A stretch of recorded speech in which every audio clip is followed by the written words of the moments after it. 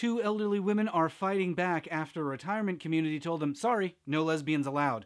A court in Oregon has ruled that trans students are, in fact, entitled to attend school, and a new book reveals the reasons behind Donald Trump's mention of LGBTQ people at the Republican National Convention.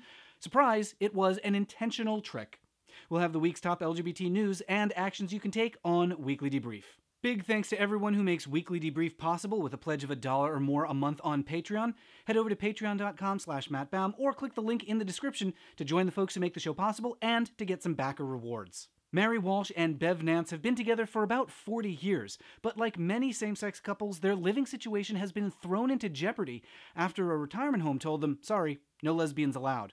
It happened in Missouri after the couple toured the facility and were told it would be no problem. Staff took their $2,000 deposit and only then told them, no, never mind, sorry, two women can't live together. Can they do that?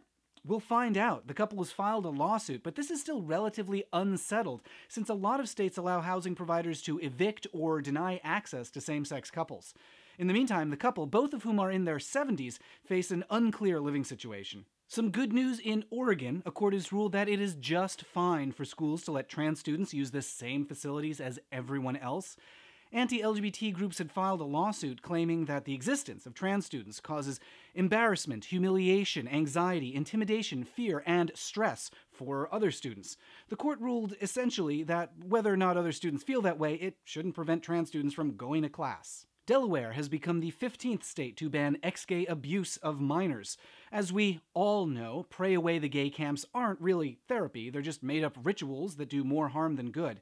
California, meanwhile, is still weighing a bill that would extend that protection to adults rather than just children. And a new book from a Republican staffer reveals that Donald Trump's mention of LGBTQ people at the Republican National Convention was not, in fact, a sincere overture to the community. It was a trick designed to fool one delegate into supporting his nomination. That gullible delegate's name is Robert Sinners, and he told the campaign that he wanted the nominee to support LGBTQ equality. So the campaign assured him that he would. Robert removed his objections to Trump's nomination. Trump threw out a mention to LGBTQ at the convention, and then once elected, proceeded to enact policies that attacked LGBTQ equality. So, great job, Robert. It's yet another reminder that this administration is a tremendous threat and cannot be trusted to support LGBTQ issues even when they say they will. So, one more time, if you haven't yet, it is urgent that you call your senators and tell them that the next Supreme Court justice cannot undo the LGBT progress of the last few decades. And as always, let me know about stories that need covering in the YouTube comments and at @MattBaum on Twitter. Huge thanks to everyone who makes Weekly Debrief possible with a pledge of $1 or more a month on Patreon.